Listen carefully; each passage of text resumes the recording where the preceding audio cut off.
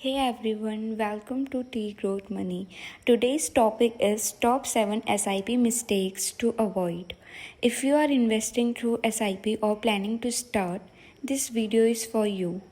Make sure you watch till the end because these small mistakes can affect your long term returns. So without wasting any time, let's get started. बहुत लोग SIP शुरू तो कर देते हैं, लेकिन सिर्फ SIP स्टार्ट कर देना ही इनफ नहीं होता। कुछ छोटी छोटी मिस्टेक्स की वजह से लोग लाखों रुपए का पोटेंशियल रिटर्न लूज कर देते हैं। आज मैं आपको बताऊंगी 7 ऐसी SIP मिस्टेक्स जो लगभग हर बिगिनर करता है, और अगर आपने ये मिस्टेक्स अवॉइड कर ली तो आप फ्यूचर में एक स्ट्रॉन्ग वेल्थ क्रिएट कर सकते हैं। फर्स्ट ऑफ ऑल एक बात समझिए, SIP कोई मैजिक नहीं है, ये एक डिसिप्लिन इन्वेस्टिंग मेथड है। बहुत लोग सिर्फ दूसरों को देखकर SIP शुरू कर देते हैं, लेकिन उन्हें ये नहीं पता होता कि कितना इन्वेस्ट करना है, किस फंड में करना है, कितने साल तक कंटिन्यू रखना है। इसी कंफ्यूजन की वजह से लोग बीच में SIP बंद कर देते हैं। अगर आप बिगिनर हैं तो सबसे पहले बेसिक नॉलेज लेना बहुत ज़रूरी है। पहली और सबसे common mistake, regular SIP installments miss करना। कई बार अकाउंट में बैलेंस नहीं होता या लोग पेमेंट पोस्टपोन कर देते हैं। एक इंस्टॉलमेंट मिस होना दुनिया का एंड नहीं है। अगर ये हैबिट बन गई तो इन्वेस्टमेंट डिसिप्लिन टूट जाता है। SIP का सबसे बड़ा एडवांटेज ही रेगुलर इन्वेस्टिंग है, इसलिए सैलरी आते ही अकाउंट में इतना बैलेंस ज़रूरी रखें कि SIP ऑटो डेबिट हो सके। चलो एक एग्जाम्पल के साथ समझते हैं। मान लो ये रोहित है। रोहित हर महीने 5,000 की SIP करता था। सब कुछ सही चल रहा था। फिर उसने सोचा इस महीने रहने देते हैं। फिर अगले महीने भी मिस हो गई। धीरे धीरे उसकी इन्वेस्टिंग हैबिट ही ख़त्म हो गई। यहीं पर ज़्यादा लोग फेल हो जाते हैं। SIP की पावर सिर्फ रिटर्न्स में नहीं, कंसिस्टेंसी में होती है। एक इंस्टॉलमेंट मिस होना प्रॉब्लम नहीं है, लेकिन बार बार मिस करना फ्यूचर कॉर्पस को अफेक्ट करता है। अगर सैलरी हर महीने 5 तारीख को आती है तो SIP 7 या 8 तारीख की रखो। अकाउंट में बैलेंस हमेशा मेंटेन रखो। ये छोटी सी हैबिट फ्यूचर में लाखों का डिफरेंस बना सकती है। मिस्टेक नंबर 2, मार्केट गिरते ही SIP बंद कर देना। जब मार्केट गिरता है बहुत लोग डर जाते हैं। उन्हें लगता है कि उनका पैसा ख़त्म हो जाएगा, और वही सबसे बड़ी गलती होती है। रियलिटी ये है, मार्केट क्रैश के टाइम SIP और पावरफुल हो जाती है, क्योंकि उस वक्त सेम अमाउंट में ज़्यादा यूनिट्स मिलते हैं। जब मार्केट रिकवर करता है तो वही एक्स्ट्रा यूनिट्स अच्छा रिटर्न देती है। इसलिए एक्सपीरियंस्ड इन्वेस्टर्स मार्केट क्रैश में SIP बंद नहीं करते, बल्कि कंटिन्यू रखते हैं। इसे भी हम अच्छे से एक एग्जांपल के साथ समझते हैं। देखो, जब मार्केट गिरता है तो न्यूज़ चैनल्स और सोशल मीडिया पर सिर्फ नेगेटिव खबरें दिखाई देती हैं। इस वजह से नए इन्वेस्टर्स डर जाते हैं और SIP बंद कर देते हैं। लेकिन हिस्ट्री देखी जाए तो हर बड़े मार्केट क्रैश के बाद मार्केट रिकवर हुआ है। जब मार्केट नीचे होता है तब आपको वही 5,000 में ज़्यादा यूनिट्स मिलती हैं। इसी प्रोसेस को रुपी कॉस्ट एवरेजिंग कहते हैं। इसलिए एक्सपीरियंस्ड इन्वेस्टर्स मार्केट क्रैश में SIP बंद नहीं करते, बल्कि कंटिन्यू रखते हैं। मिस्टेक नंबर 3, कंपाउंडिंग को टाइम चाहिए होता है। अगर आप 2-3 साल में ही इन्वेस्टमेंट निकाल लोगे तो कंपाउंडिंग का असली बेनिफिट कभी नहीं मिलेगा। लॉन्ग टर्म इन्वेस्टिंग ही SIP की स्ट्रेंथ है। इसलिए सिर्फ इमरजेंसी में ही पैसा विड्रॉ करें। हर छोटी ज़रूरत के लिए इन्वेस्टमेंट तोड़ना अवॉइड करें। इसको भी हम एग्जाम्पल के साथ समझते हैं। मान लीजिए ये रोहित ने 5,000 की मंथली SIP शुरू की। 3 साल तक उसने रेगुलर इन्वेस्टमेंट किया और उसका फंड धीरे धीरे बढ़ने लगा। लेकिन फिर उसने सोचा अब थोड़ा प्रॉफिट आ गया, चलो पैसे निकाल लेते हैं। उसने पूरा इन्वेस्टमेंट विड्रॉ कर लिया। कुछ साल बाद जब मार्केट और ऊपर गया तब उसे समझ आया कि अगर उसने इन्वेस्टमेंट को और 8-10 साल तक छोड़ा होता तो कंपाउंडिंग की वजह से उसका फंड काफ़ी ज़्यादा बड़ा हो सकता था। यही गलती बहुत सारे बिगिनर्स करते हैं, थोड़ा सा प्रॉफिट देखकर इन्वेस्टमेंट तोड़ देते हैं। याद रखिए, एसआईपी का असली फ़ायदा कुछ महीनों में नहीं बल्कि 10-15 साल जैसे लॉन्ग टर्म पीरियड में दिखता है। इसलिए सिर्फ इमरजेंसी या बहुत ज़रूरी फाइनेंशियल नीड हो तभी इन्वेस्टमेंट विड्रॉ करें। बाकी केसेस में पेशेंस रखिए और कंपाउंडिंग को अपना काम करने दीजिए। मिस्टेक नंबर 4, सिर्फ एसआईपी शुरू करना काफ़ी नहीं, आप किस गोल के लिए इन्वेस्ट कर रहे हैं ये भी क्लियर होना चाहिए, जैसे house, car, emergency fund, retirement या फाइनेंशियल फ्रीडम। गोल क्लियर होगा तो मोटिवेशन भी बनी रहेगी। इसको हम एग्जाम्पल के साथ समझते हैं। सो गाइस, ये पिक्चर में आप देख सकते हो एक जगह रवि है, एक जगह अमन। मान लीजिए रवि और अमन दोनों 5,000 की एसआईपी शुरू करते हैं। रवि का गोल है 10 साल बाद अपना घर खरीदना, इसलिए वो हर महीने बिना ब्रेक के एसआईपी कंटिन्यू करता रहता था।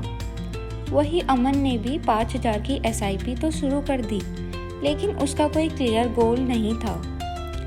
1 साल बाद उसने बाइक खरीदने के लिए एसआईपी तोड़ दी। 2 साल बाद फिर नई एसआईपी शुरू की, फिर कुछ महीनों बाद दोबारा बंद कर दी। रिजल्ट, रवि की इन्वेस्टमेंट कंपाउंडिंग के साथ ग्रो करती रही, जबकि अमन बार बार एसआईपी तोड़ने की वजह से लॉन्ग टर्म वेल्थ क्रिएट नहीं कर पाया। इसलिए इन्वेस्टमेंट शुरू करने से पहले अपना गोल डिसाइड करिए, चाहे वो घर खरीदना हो, कार लेना हो, रिटायरमेंट प्लानिंग हो, बच्चों की एजुकेशन हो या फाइनेंशियल फ्रीडम हो। जब गोल क्लियर होता है तब डिसिप्लिन भी बना रहता है और बीच में इन्वेस्टमेंट तोड़ने का मन भी कम करता है। याद रखिए, गोल के बिना एसआईपी सिर्फ एक पेमेंट है, लेकिन गोल के साथ एसआईपी फ्यूचर बनाने का प्लान है। Mistake number 5, daily portfolio check करना। बहुत लोग सुबह उठते ही पोर्टफोलियो चेक करते हैं। हर दिन मार्केट ऊपर नीचे होता है, ये बिल्कुल नॉर्मल है। एंड डेली देखने में सिर्फ स्ट्रेस बढ़ता है। लॉन्ग टर्म इन्वेस्टर हर दिन मार्केट नहीं देखता, वो सिर्फ डिसिप्लिन मेंटेन करता है। महीने में एक बार या 3 महीने में रिव्यू करना काफ़ी होता है। चलो एग्जाम्पल में अच्छे से समझते हैं। सो गाइस, इस पिक्चर के साथ हम समझते हैं, एक जगह नेहा है, दूसरी जगह उसका फ्रेंड अर्जुन है। मान लीजिए नेहा ने 3,000 की एसआईपी शुरू की। हर दिन वो अपना पोर्टफोलियो चेक करती थी। एक दिन 500 प्रॉफिट दिखा, अगले दिन 300 लॉस, फिर अगले दिन दोबारा प्रॉफिट। ये देखकर वो परेशान रहने लगी और सोचने लगी कि शायद इन्वेस्टमेंट गलत कर दी। लेकिन उसके दोस्त अर्जुन ने भी वही एसआईपी शुरू की थी। फ़र्क सिर्फ इतना था कि अर्जुन हर दिन पोर्टफोलियो चेक नहीं करता था, वो सिर्फ हर 6 महीने या साल में एक बार रिव्यू करता था और अपनी एसआईपी रेगुलर चलने देता था। 5-10 साल बाद अर्जुन का फोकस लॉन्ग टर्म ग्रोथ पर था, जबकि नेहा हर रोज़ उतार चढ़ाव में ही उलझी रही। याद रखिए, mutual fund long term investment है। हर दिन मार्केट ऊपर नीचे होता है एंड ये बिल्कुल नॉर्मल बात है। इसलिए रोज़ पोर्टफोलियो देखने के बजाय अपनी एसआईपी को डिसिप्लिन के साथ कंटिन्यू रखिए। महीने में एक बार या 3-6 महीने में रिव्यू करना काफ़ी होता है। लॉन्ग टर्म इन्वेस्टर्स हर दिन मार्केट नहीं देखते, वो सिर्फ अपना गोल देखते हैं। मिस्टेक नंबर 6, एसआईपी अमाउंट ना बढ़ाना। सैलरी बढ़ने के बाद भी कई लोग सालों तक वही 2,000 या 5,000 एसआईपी चलाते रहते हैं। ये बहुत बड़ी मिस्टेक है। इनकम बढ़े तो एसआईपी भी थोड़ी थोड़ी बढ़नी चाहिए। इसे स्टेप अप एसआईपी कहते हैं। हर साल अगर आप एसआईपी सिर्फ 10% भी बढ़ा देते हैं तो लॉन्ग टर्म कॉर्पस काफ़ी ज़्यादा हो सकता है। एग्जाम्पल, इस पिक्चर में देखो, एक जगह रोहित है एंड दूसरी जगह मोहित है। मान लीजिए रोहित ने पहली जॉब में 3,000 की एसआईपी शुरू की। 5 साल बाद उसकी सैलरी 25,000 से बढ़कर 60,000 हो गई। उसने नया फ़ोन ले लिया, बाइक अपग्रेड कर ली, वीकेंड आउटिंग्स भी बढ़ गई, लेकिन एसआईपी आज भी सिर्फ 3,000 की चल रही है। अब दूसरी तरफ मोहित को देखिए, उसने भी 3,000 से एसआईपी शुरू की थी, लेकिन हर साल सैलरी बढ़ने पर उसने अपनी एसआईपी 500 या 1,000 बढ़ा दी। 5 साल बाद मोहित की एसआईपी 6,000 8,000 तक पहुंच गई। लॉन्ग टर्म में मोहित का इन्वेस्टमेंट और कंपाउंडिंग दोनों रोहित से काफ़ी ज़्यादा ग्रो हो सकते हैं। इसी कॉन्सेप्ट को सेटअप एसआईपी कहते हैं। अगर आप हर साल अपनी एसआईपी में सिर्फ 10% का इंक्रीज भी करते हैं तो लॉन्ग टर्म में आपका फाइनल कॉर्पस काफ़ी बड़ा हो सकता है। याद रखिए, जब इनकम बढ़े तो सिर्फ एक्सपेंसेस ही नहीं, इन्वेस्टमेंट भी बढ़नी चाहिए। यही लॉन्ग टर्म वेल्थ क्रिएट करने की स्मार्ट स्ट्रैटेजी है। मिस्टेक नंबर 7, बिना समझे इन्वेस्टमेंट। लाइक दोस्त ने बोला, यूट्यूब पे किसी ने बोला, टेलीग्राम पे किसी ने रिकमेंड किया और बिना समझे इन्वेस्ट कर दिया। ये कभी मत करिए। हमेशा फंड के बारे में बेसिक रिसर्च करें। Expense ratio, risk level, past performance और अपनी फाइनेंशियल गोल ज़रूर समझें। नॉलेज के साथ इन्वेस्टमेंट करना हमेशा बेटर होता है। एग्जाम्पल, सो गाइस, इस पिक्चर में आप देख सकते हैं एक जगह रोहित है, दूसरी जगह मोहित। मान लीजिए रोहित और मोहित दोनों के पास 50,000 थे। रोहित ने यूट्यूब पर एक रील देखी जिसमें किसी ने एक म्यूचुअल फंड का नाम बताया था। उसने बिना कुछ समझे वही फंड खरीद लिया। ना उसने देखा कि फंड किस कैटेगरी का है, ना रिस्क लेवल, ना अपना फाइनेंशियल गोल। दूसरी तरफ मोहित ने इन्वेस्टमेंट से पहले थोड़ा टाइम निकाला। उसने समझा कि इक्विटी फंड क्या है, डेट फंड क्या होता है। उसने अपना गोल डिसाइड किया और उसके हिसाब से फंड चूज़ किया। कुछ सालों बाद मोहित को अपने इन्वेस्टमेंट पर कॉन्फिडेंस था, क्योंकि उसे पता था उसने किस वजह से इन्वेस्ट किया है। जबकि रोहित मार्केट गिरते ही घबरा गया, क्योंकि उसने बिना समझे इन्वेस्टमेंट की थी। याद रखिए, किसी की एडवाइस सुनना गलत नहीं है, लेकिन बिना रिसर्च किए पैसे इन्वेस्ट करना गलत है। इन्वेस्ट करने से पहले हमेशा ये 4 चीज़ें ज़रूर देखिए। फर्स्ट, आपका फाइनेंशियल गोल क्या है। सेकंड, फंड का रिस्क लेवल क्या है। थर्ड, आप कितने साल के लिए इन्वेस्ट कर रहे हैं। एंड फोर्थ, क्या ये फंड आपके रिस्क टॉलरेंस के हिसाब से सही है।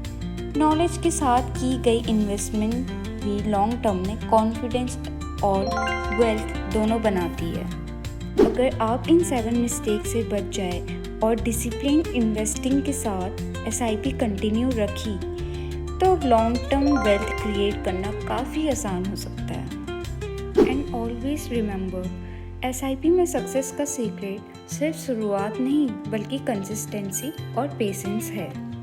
I hope this video helped you understand the most common SIP mistakes and how to avoid them. If you found this video helpful, please hit the like button, subscribe to the channel and turn on the notification bell so you never miss our upcoming finance videos.